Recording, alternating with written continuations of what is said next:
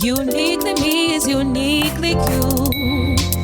Balancing the difference. Hi guys, welcome to another in the series Money Moves.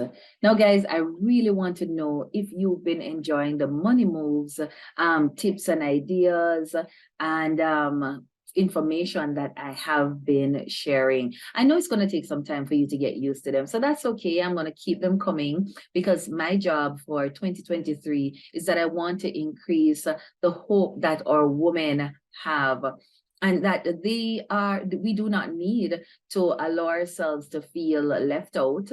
We do not need to allow ourselves to feel as if we are less than, but we can make money moves that will improve our lives. All right, guys, so I want to share with us, let me see, 1, 2, 3, 4, 5. I want to share with us five practical tips regarding how to save money. Yes, 5 practical tips regarding how to save money. The first one, guys, is that you need to have a budget. You need to have a budget. It is not okay to just think that, well, you have $10,000 in your purse, and so you just head onto the road and you just go shopping. Nope. You need to have a budget. In other words, if you decide that you are going to go out and you're going to buy a pair of shoes, you must have an idea how much you want to spend on that pair of shoes. Is it going to be $3,000? Is it going to be $5,000? Or is it going to be $10,000?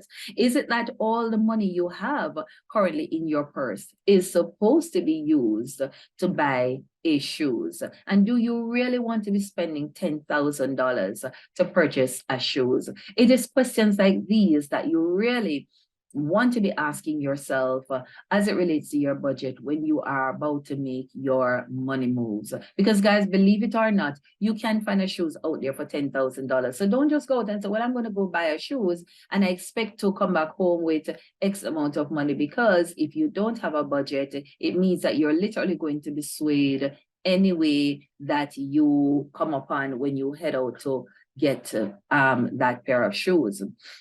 All right, another practical savings tip is that you need to be prioritizing. And it's the same thing, maybe similar to a budget, guys. It's just that in this case, you have the order, the things that you need to purchase, you actually have them in order. So for instance, I'll tell you, for instance, that when I initially, in the earlier years, of building and seeking to establish a room over my head, I had to be very deliberate with how I spend my money. So for instance, when I finished the building, we had no furniture in the house. And so I knew that that year, the income or the bonus or the whatever money I was coming into, it would have had to be used to prioritize for the purchase of furniture. Same thing when I had my children. As much as I wanted to have gone overseas, and I wanted to do different things, I realized I had to prioritize. You see, so many of us decide that have this mantra that we have one life to live and we're going to live it anyway. And we tend to throw caution to the wind and we tend to throw money in the air as well, forgetting that really and truly we have some things that are coming up. I'll give you another example. Those of us who have a car, you know that come every year, your insurance is due, your fitness is due, your registration is due. What I have done, guys, is that I know that come March, everything, all of those things are due on my car. My insurance is due, my fitness is due, my registration is due. So I know that whatever income I make for February, I have got to save a good portion out of that. But to make it easier, I have, and that's going to lead to my third practical tip, is that I've made sacrifices. So as not to put myself in a crunch, guys, what I have done is that I decided that I would make monthly contributions towards these compulsory payments. So a partner, sorry, or what some of you know it as a partner. Some of us call it a partner. Some of us call it a savings plan. I don't know what you call it in your neck of the woods. I would love to know what you call it. It's really a compulsory savings plan. It is putting aside money for these compulsory expenses that will come up. And yes, guys, it's a sacrifice most of the time, because, and how I've done it so as to not make it so strenuous is that I say, okay, I have 12 months to prepare for my insurance, my fitness, my registration. what is it going to look like? And I break that up into monthly increments of savings, and I put that aside so that when it comes up, I'm not running around, I'm not seeking to borrow, but that I have the money set aside. And so, guys, it's called a sacrifice.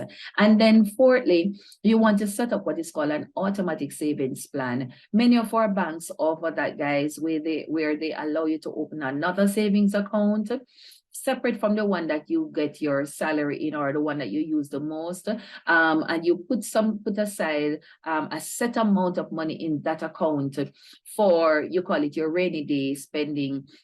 Some of you may not use the bank. Some of you may actually be putting it as, there are people who definitely save well under their bed, or save well in their Bible, or that kind of thing. That money where you're taking and putting aside a little every time, yes, that's what we call an automatic savings plan. But here's the thing why I like to use a structured approach to my automatic savings plan. It saves me the trouble of every time something comes up, a little expense come up, or I run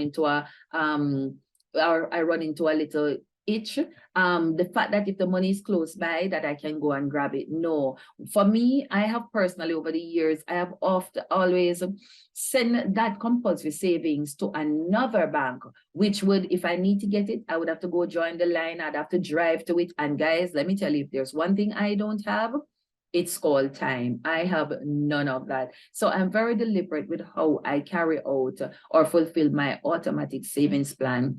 Lastly, guys, tip number 5 is to create a partner plan. And you would have heard me share already about the partner plan. That is probably the best savings plan that I've ever been a part of, guys. From I was a child, I've noticed my mother, that's what she used to have built our home back home, and most of what needed to have been done, I noticed my mother used a partner plan, and I too have taken that on and have done the same thing. So a lot of what I have accomplished through a partner plan. And if you're just tuning in, we're looking at 5 practical tips that you can use to save money here in 2023. And I'll recap them. It's making a budget, prioritizing, making sacrifices, setting up an automatic savings plan, or creating a partner plan. And the partner plan, guys, somewhat falls in line with the automatic savings plan, because again, it is a set amount of money that you are putting aside every month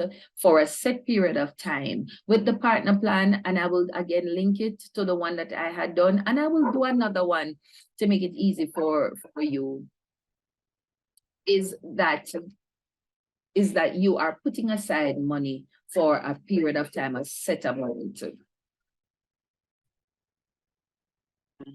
So there you have it, guys. That's how I have been able to, for my own self, some of my practical ways of embarking on a savings plan. If you have found substance in this, guys, please let me know if you did, and what are some of the savings tips that are savings means of savings that you have undertaken. So there you have it, the journal line of Uniquely Me, or should I say GDP Publishing. As you know, guys, they're multifaceted. There's the God's Daily portion, Uniquely Me, and of course there's GDP Publishing. Let me know, of course, guys, have you gotten any of these journals? How have you been finding them? Are they helpful to you? Have you been able to schedule yourself, your day or your year? 2022 is upon us, and so you don't want to get caught without having your planner on hand. So that's it for me, guys. Thank you for tuning in to Uniquely Me with Simone Stewart. Remember, Uniquely Me is uniquely you.